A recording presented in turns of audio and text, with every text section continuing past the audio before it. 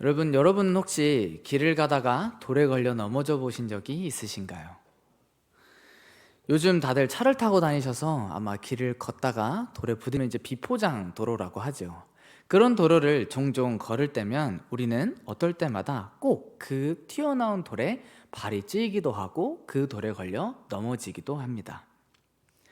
그러면 까진 그 손바닥과 무릎을 지닌 채 엄마에게 다가가 이렇게 얘기하죠. 아니, 거기 하필이면 돌이 있어서, 내가 그 돌만 없었으면 안 넘어졌을 텐데, 내가 그 돌이 없었으면 안 다쳤을 텐데 하며 얘기합니다.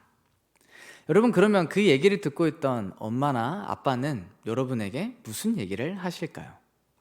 아마 100이면 100 이런 말씀을 하실 겁니다. 그러게, 조심 좀 하지 그랬어. 앞이나 밑에를 꼭 잘 보고 다니라 그랬잖아.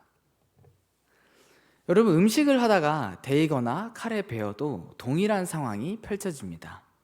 칼이 잘 들지 않아서, 재료가 너무 질겨서 우리는 이런저런 이유를 얘기하지만 그 다친 상처를 보는 우리의 부모님이나 우리의 배우자는 항상 이런 말을 합니다. 그러게, 조심하지 그랬어. 우리가 자주 쓰는 사자성어 가운데에는 자업자득이라는 말이 있습니다. 자신이 저지른 일의 결과를 자신 스스로가 받는 것을 얘기하는 사자성어입니다. 어떤 일이 벌어졌을 때 우리는 환경 탓을 하고 상황 탓을 하고 무언가 탓을 할 그것에게 책임을 전가하지만 사실 그 결과는 고스란히 우리에게 주어집니다. 우리는 이것 때문이야, 아니야, 저것 때문이야 라고 얘기하지만 사실 그 책임은 우리에게 있습니다. 우리는 신앙에 있어서도 이와 같은 모습을 많이 보여주곤 합니다.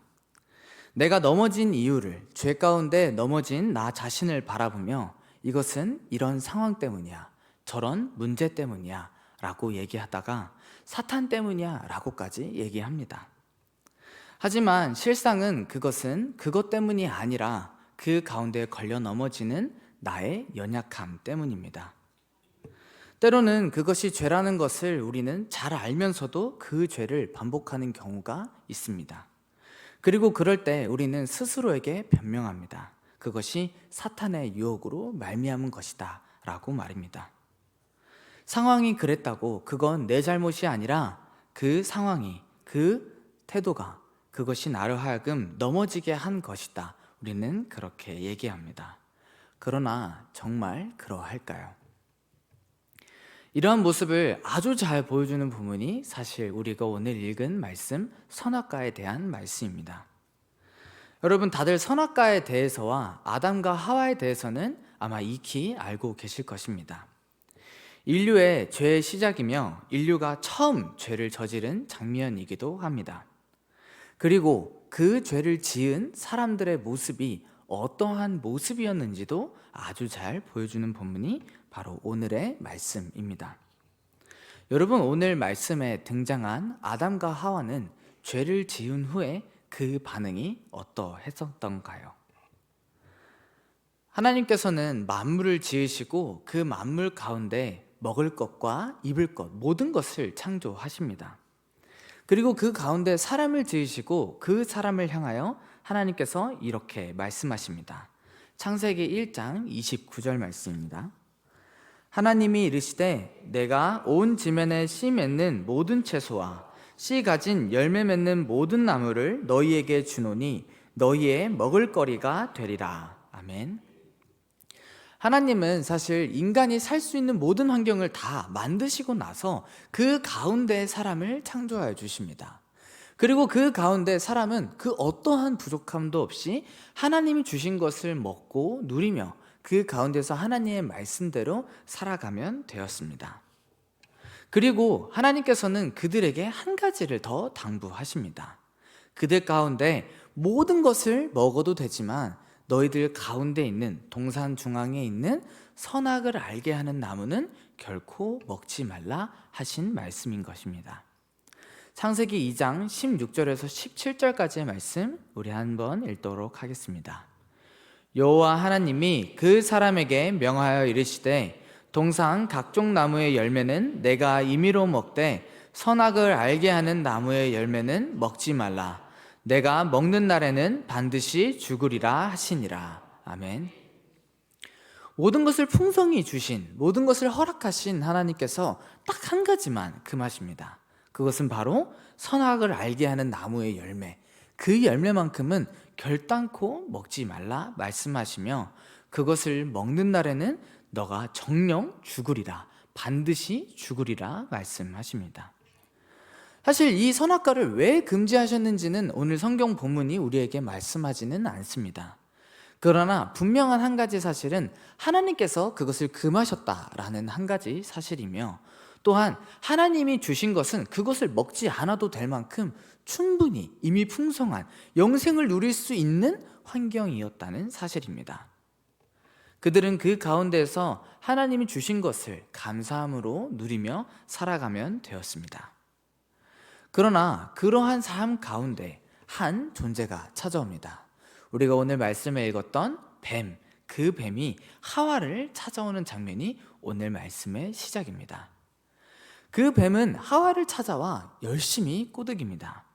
그리고 하와는 그 꼬드김에 넘어가 결국 선악을 알게 하는 나무의 열매를 먹었고, 그로 말미암아 하와는 죄를 범하였으며 그 열매를 아담에게도 주어 아담에게도 먹게 하였고, 아담도 하와에게 받은 그 열매를 먹고 죄를 저지르는 것, 그것이 바로 오늘 말씀의 선악과 이야기입니다. 이 가운데 그들은 하나님이 찾아오셨을 때, 하나님이 그들에게 질문하실 때 그들은 이렇게 대답합니다. 그들은 하나님이 찾아오셨을 때 자신들이 저지른 그 죄를 알 수밖에 없었고, 그 죄로 말미암아 부끄러워하며 숨게 됩니다. 그러한 아담이 어디 있는지 아시는 하나님이 그 아담이 숨은 것을 보시고, 아담아, 내가 어디 있느냐? 네가 왜 숨었느냐? 라고 질문하실 때 아담과 하와는 다음과 같이 얘기합니다. 12절 말씀 우리 함께 읽도록 하겠습니다. 아담이 이르되 하나님이 주셔서 나와 함께 있게 하신 여자, 그가 그 나무 열매를 내게 주므로 내가 먹었나이다. 그리고 하와 또한 13절에서 다음과 같이 얘기합니다. 여호와 하나님이 여자에게 이르시되 내가 어찌하여 이렇게 하였느냐? 여자가 이르되 뱀이 나를 꿰므로 내가 먹었나이다. 아멘. 앞서 우리가 살펴본 내용과 같이 뱀이 꼬드겼기 때문에 하와는 선악과를 먹었습니다. 그리고 하와가 아담에게 선악과를 주었기 때문에 아담은 선악과를 먹었습니다. 그러면 이렇게 변명한 아담과 하와의 변명은 아마 그 내용으로서 충분한 변명이 될 것입니다. 아담은 하와 때문에 선악과를 먹은 것이 맞고, 아담은 그 선악과를, 하와가 준 그 선악과를 먹었기 때문에 죄를 지었으며, 뱀이 꼬드겼기 때문에 하와는 선악과를 먹었고, 뱀이 꼬드겼기 때문에 하와는 죄를 지은 것입니다. 여러분, 이렇게 대답하는 것이 과연 그들에게 올바른 변명이 될까요? 그들에게는 아무런 책임이 없을까요? 여러분은 어떻게 생각하십니까? 앞뒤를 살펴보아도 아담이 하와 때문에 먹은 것은 분명해 보입니다. 그리고 하와 또한 뱀 때문에 먹은 것도 분명해 보입니다. 그러나 그들은 그 죄와 그 책임을 자신들이 아닌, 그렇기에 아담은 하와에게로 넘기고 하와는 뱀에게로 넘기는 모습을 보여줍니다. 그러나 실상 그 죄의 시작은 그렇지 않습니다. 하와가 선악과를 먹는 장면에 대해 다음과 같이 기록됩니다. 6절 말씀 우리 함께 읽도록 하겠습니다. 여자가 그 나무를 본즉 먹음직도 하고 보암직도 하고 지혜롭게 할 만큼 탐스럽기도 한 나무인지라. 여자가 그 열매를 따먹고 자기와 함께 있는 남편에게도 주매 그도 먹은지라. 아멘. 여러분, 물론 뱀이 꼬드겨서 하와가 선악과를 먹은 것은 맞습니다. 그러나 그 죄를 짓는, 이 선악과를 따먹는 그 행위에 있어서 가장 결정적인 것은 우리가 오늘 읽은 6절의 앞에 해당하는 내용입니다. 하와가 그것을 보았을 때 그것에 대한 마음이 생기기 시작한 것입니다. 하나님의 말씀은 온데간데 없고 자신의 눈에 보이는 대로, 자신의 생각에 드는 그 생각대로 그 선악과를 탐하고 그 탐심이 마음속에 자리매김하였을 때, 하나님의 자리를 넘보고 싶은 그 욕심이 자신의 마음에 있을 때 하와는 선악과를 따먹는 행위를 하게 된 것입니다. 이는 아담 또한 동일합니다.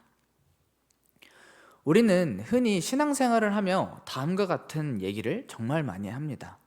어떤 죄를 저지르거나 안 좋은 일을 경험했을 때 우리는 그것을 가리켜 사탄이 우리를 공격한다라고 얘기합니다. 그리고는 우리가 그것에 의해서 넘어졌을 때 우리는 그것을 향하여서 사탄이 나로 하여금 죄를 짓게 하였다라고 말합니다. 그러나 이것은 어느 정도만 맞는 말이지 전적으로 맞는 말은 아닙니다. 사탄은 공중의 권세 잡은 자로서 우리를 유혹하고 넘어뜨리는 미혹하는 자라고 분명히 얘기하고 있긴 합니다. 성경 베드로전서 5장 8절은 우리에게 다음과 같이 말씀합니다. 근신하라 깨어라 너희 대적 마귀가 우는 사자같이 두루 다니며 삼킬 자를 찾나니. 아멘. 그리고 그러한 모습을 잘 드러내는 것은 바로 우리가 오늘 읽은 말씀과 같이 선악과를 따먹는 그 장면에서 사화를 미혹하는 뱀의 모습과, 그리고 우리가 아주 잘 아는 욥기의 말씀에 아주 잘 드러나고 있습니다. 여러분 혹시 욥기의 말씀을 기억하시나요? 사탄은 욥을 넘어뜨리기 위해 하나님을 찾아갑니다. 그리고는 하나님께 욥이 하나님께서 지키고 보호하시기에, 하나님이 이 모든 것들을 허락하셨기에 하나님을 믿지요 라고 말하며 그 욥을 한번 내가 쳐보겠습니다. 그것을 다 가져갔을 때 그때도 이 욥이 하나님을 믿는지 한번 보십시오 라고 얘기합니다. 그리고는 하나님께 허락을 받고 돌아가 욥의 모든 것을 빼앗는 장면이 등장합니다. 그의 재산, 자녀들, 심지어 그의 육체까지도 질병 가운데 고통당하게 하는 것, 그것이 사탄의 모습입니다. 이런 모습까지 살펴보면 사탄이 공격하는 것은 맞습니다. 그러나 그로 인하여 욥이 죄를 지었는지를 물어본다면 그렇지 않습니다. 여러분, 욥기에 등장하는 그 엄청난 사탄의 공격이 있었지만 욥은 죄를 지었습니까? 그렇지 않았습니다. 여러분, 사탄은 아무렇게나 막 활동하며 욥을 공격할 수 없습니다. 욥이 사단으로서 공격을 받는 그 장면을 살펴보면 그에 앞서서 사단이 하나님께 찾아가서 허락을 구하는 모습이 기록됩니다. 그 모습을 살펴보면 결국 사단은 하나님의 주권 아래에 놓여져 있으며 하나님의 지배 아래, 하나님의 통치 아래에 놓여져 있는 것이 사탄 마귀임을 분명히 알 수 있습니다. 그러한 사탄은 하나님의 허용과 하나님의 허락 안에서만 움직일 수 있는 존재이며 욥에게 죄를 짓게 할 수도 없고 욥을 함부로 자기 마음대로 대할 수도 없는 존재가 바로 사탄의 존재입니다. 우리는 또한 사탄의 역량을 얘기할 때 주로 얘기하는 구절이 한 구절 있습니다. 그것은 바로 누가복음 22장 31절 말씀입니다. 우리 읽어보도록 하겠습니다.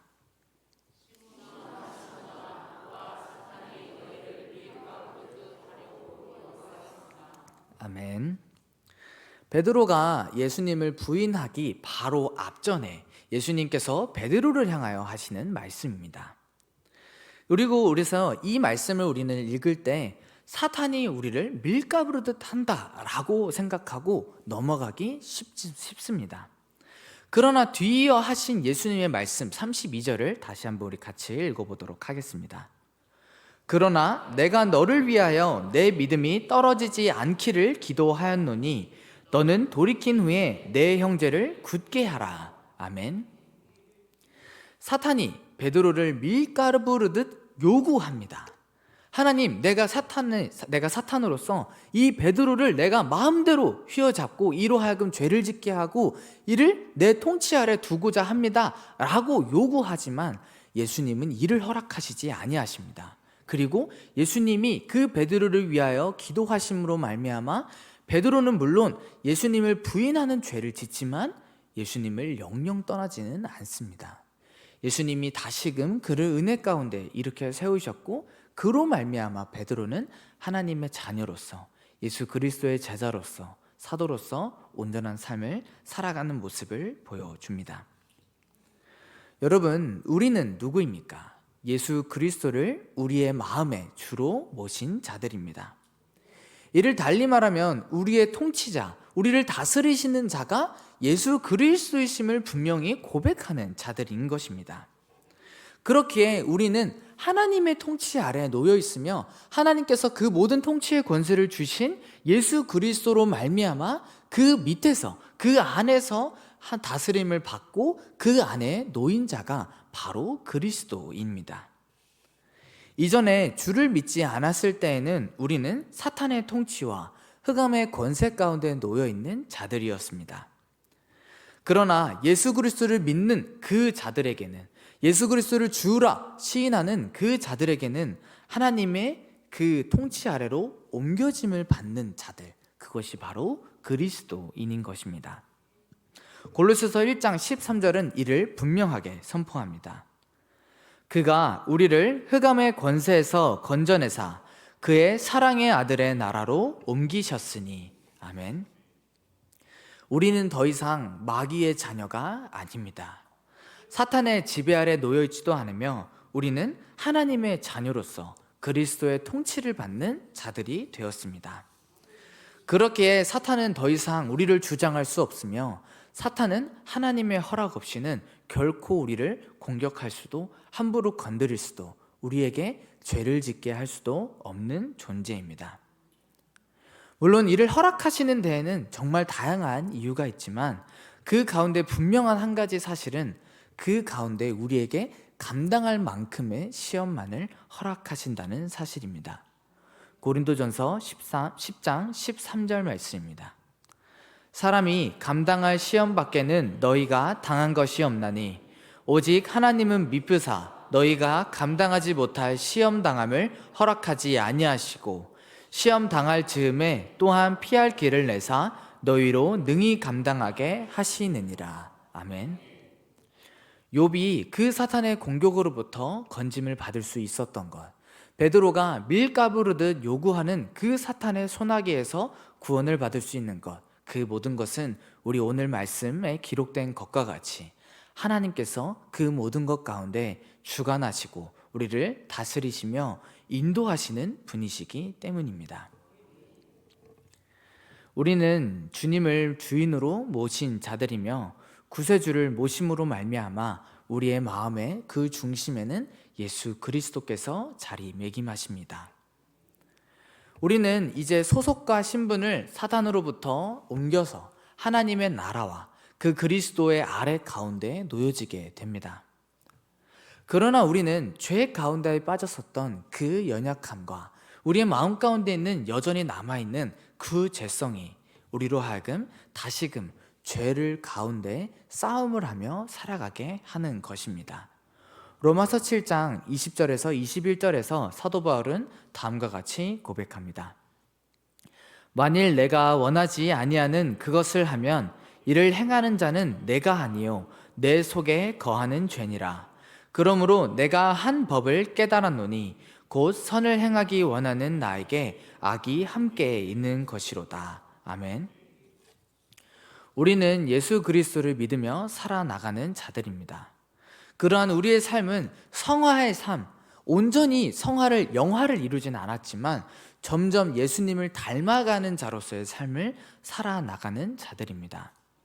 그 과정 가운데는 우리에게는 때로는 넘어짐이 찾아오기도 하고 우리 가운데 남아있는 그 죄성으로 말미암아 우리는 여전히 죄를 짓고 또 반복하는 모습도 가지고 있는 것, 그것이 바로 우리의 연약함입니다.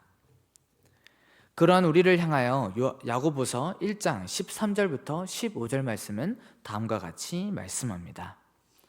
사람이 시험을 받을 때 내가 하나님께 시험을 받는다 하지 말지니 하나님은 악에게 시험을 받지도 아니하시고 친히 아무도 시험하지 아니하시느니라. 오직 각 사람이 시험을 받는 것은 자기 욕심에 끌려 미혹됨이니 욕심이 잉태한즉 죄를 낳고 죄가 장성한즉 사망을 낳느니라. 아멘. 여러분, 그 죄에 대해서 하나님은 분명히 말씀하십니다. 그것의 원인과 결과는, 과정은 다른 것에 있는 것이 아닌 우리의 마음의 문제이며, 그렇게 그 죄에 대한 책임은 또한 우리가 져야 하는 것임을 분명히 말씀하십니다. 여러분, 선악과 말씀으로 다시 돌아오고자 합니다. 여러분, 선악과도 동일합니다. 아담과 하와는 자신의 욕심에 미혹되어 그 욕심에 이끌려 뱀의 말에 미혹된 것이며, 그로 말미암아 인류에게는 죄가 들어오게 된 것입니다. 그에 대한 책임은 그렇기에 아담과 하와 각각 자기에게 주어지며, 하나님은 그들에게 저주를 부여하십니다. 그 죄가 이 사람의 탓입니다, 그 때문입니다 라고 얘기하는 그들의 변명은 하나님 앞에서 결코 용납될 수 없는 변명이었습니다. 여러분, 그런데 만약 그들이 자신의 죄라고 인정을 했다면, 하와 때문에 내가 먹었습니다, 뱀 때문에 내가 먹었습니다, 그게 아니라 주님, 내가 나의 욕심에 미혹되어 주님 앞에 죄를 저질렀습니다, 그렇게 고백했다면 그들의 모습은 어떻게 달라졌을까요? 여러분, 서로의 탓을 돌리는 그들의 모습 가운데에도 하나님의 모습은 빛이 납니다. 자신의 죄가 아니라 부정하며 자신의 책임, 자신의 그 죄에 대한 책임을 온전히 다른 이에게 전가하는 아담과 하와의 모습과 달리, 하나님은 그들 가운데 먼저 용서를 베푸십니다. 그들의 연약함을 돌보시고 그들을 위하여 피를 흘리시어 가죽옷을 입히시는 것, 그것이 그 본문에 등장한 하나님의 모습이었습니다. 그리고 그들에게 한 가지 약속을 주십니다.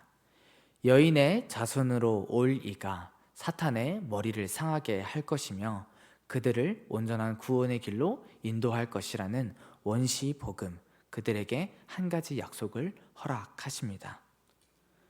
그렇게 찾아온 우리 구주 예수 그리스도께서는 온 인류의 죄를 도리어 자신의 죄와 같이 짊어지시고 그 가운데 십자가를 지고 걸어가셨습니다. 보라, 세상 죄를 지고 가는 어린 양이다 라고 고백하는 그 세례 요한의 고백과 같이, 예수님은 자신의 죄를 짊어지는 것이 아닌 다른 이들의 죄를 자신의 죄와 같이 짊어지며 그 십자가의 길을 걸어가십니다.